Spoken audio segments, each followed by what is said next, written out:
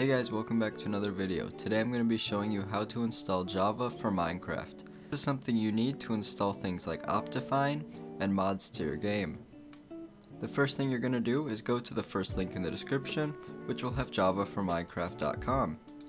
Now that we're here, we're going to click download Java for Windows. If you're using a different operating system, you can click down here.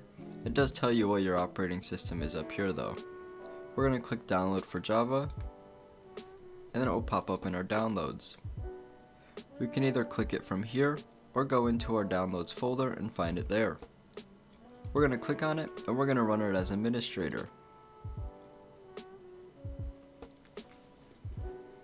It will pop up and ask if you want to allow the app to make changes. Click yes, and then the download will start.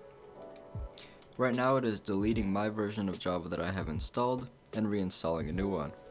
Now that we're at this screen, we can go ahead and click install, and then it will start to install Java. Now you can see it says you have successfully installed Java.